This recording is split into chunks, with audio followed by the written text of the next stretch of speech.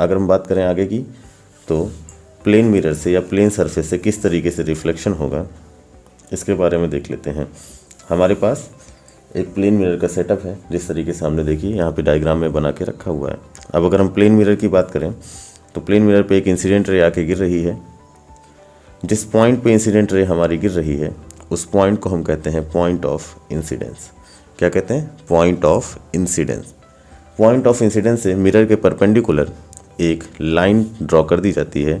इस लाइन को हम कहते हैं normal to the point of incidence.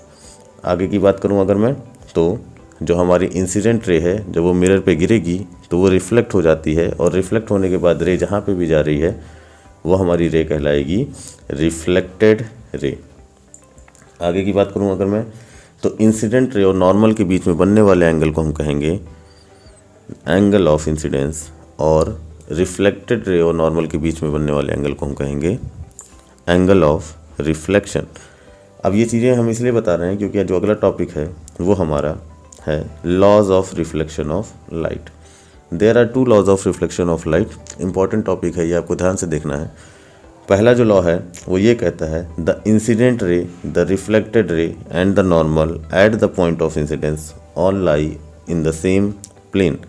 अगर हम यहाँ बात करें तो हम ये कह सकते हैं कि जो हमारा पहला लॉ है वो बहुत ही सिंपल सा है, और क्या कहता है कि जो हमारा इंसिडेंट रे है, रिफ्लेक्टेड रे है और नॉर्मल, ये जो तीनों लाइन आपको मिरर के सामने दिख रही हैं in the process of reflection eight the point of incidence. कहाँ पे? पॉइंट ऑफ इंसिडेंस पे, जहाँ पे रे आकर के स्ट्राइक कर रही है मिरर पे। ये तीनों के तीनों लाइंस एक ही प्लेन में आपको देखने को मिलेंगे, या मिरर के एक ही साइड आपको देखने को मिलेंगे। तो हमारा ये लॉ जो है ये बेसिकली हमें बताता क्या है? ये हमें ये बताता है कि जो हमारी सारी रेज हैं वो मिरर के एक ही साइड में आपको देखने को मिलती हैं in the process of reflection. Light rays कभी भी मिरर के आर पार नहीं जाएंगी, या मिरर को आर पार नहीं जाएंगी in the process of reflection.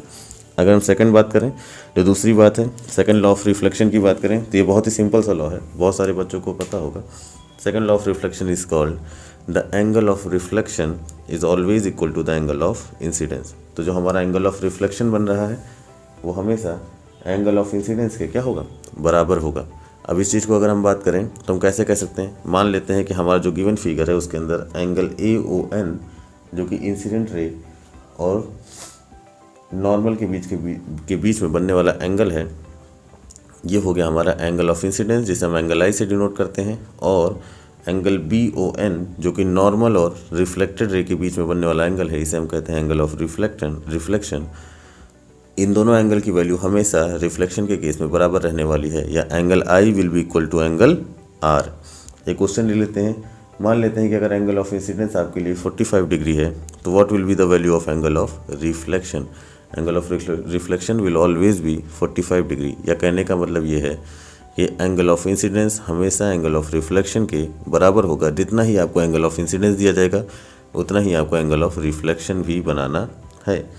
अगली बात कर लेते हैं, एक स्पेशल केस है हमारा। मान लेते हैं कि जो हमारी इंसिडेंट रे है वो नॉर्मली गिर रही है, किसके ऊपर?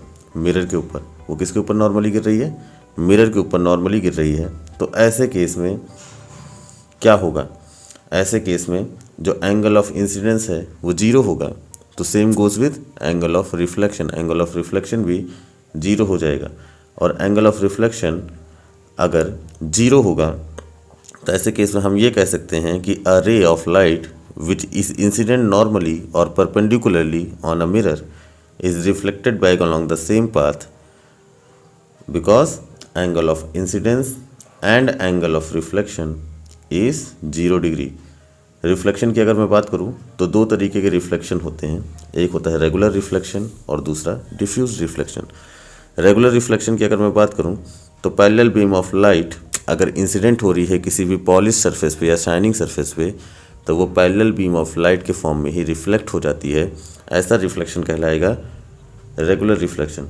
ध्यान रखने वाली बात क्या है? Regular reflection of light always occurs on the smooth surface like the plane mirror. और हमेशा ये कैसे होगा? ये हमेशा प्लेन मिरर या किसी स्मूथ सरफेस पे ही होगा। और जो हमारा प्लेन मिरर है या जो स्मूथ सरफेस है वही हमेशा रेगुलर रिफ्लेक्शन आपको देगा। इसके अलावा पॉलिश सरफेस या स्मूथ सरफेस के अलावा अगर डल सरफेस है या अनपॉलिश सरफेस है, रफ सरफेस है, तो ऐसे केस में आपको डिफ्यूज रिफ्लेक्शन देखने को मिलता है। डिफ्यूज रिफ्लेक्शन हम क्या कहते हैं, यहाँ पे जो पैरेलल बीम ऑफ लाइट्स हैं ये बेसिकली रिफ्लेक्शन होने के बाद डिफरेंट डायरेक्शंस में ट्रैवल करती हैं, या यहाँ पे parallel reflected raise of light आपको देखने को नहीं मिलेंगी। तो क्या यहाँ पे हम ये कह रहे हैं कि हमारा जो सेकंड लॉ ऑफ रिफ्लेक्शन है which is angle of incidence is equal to angle of reflection, ये क्या वायलेट हो रहा है? जी नहीं, बिल्कुल नहीं वायलेट हो रहा है। कि डिफ्यूज रिफ्लेक्शन कभी भी लॉज ऑफ रिफ्लेक्शन के फेल्योर की वजह से नहीं होता है। डिफ्यूज रिफ्लेक्शन इसलिए होता है क्योंकि the point of strike off incident ray, अगर आपकी डायरेक्शन चेंज हो रही है रिफ्लेक्टेड रे की, तो वो किसके ऊपर डिपेंड कर रहा है? वो डिपेंड कर रहा है कि रिफ्लेक्टेड रे इंसिडेंट रे किस पॉइंट पे स्ट्राइक कर रही है। क्योंकि अनपॉलिश सरफेस का जो सरफेस होता है या रफ सरफेस का जो सरफेस होता है वो अलग तरीके से, या उसमें बहुत सारे पार्टिकल्स अलग अलग डायरेक्शन में अलाइन होते हैं। इस वजह से जब रिफ्लेक्टेड रे वहाँ से निकलती है तो उसका भी डायरेक्शन चेंज हो जाता है। तो यहाँ पे बच्चों ध्यान रखना है कि angle of incidence is equal to angle of reflection, but due to the alignment of the particles of a rough surface, जो रिफ्लेक्शन या रिफ्लेक्टेड रे की जो डायरेक्शन है वो चेंज हो जा रही है।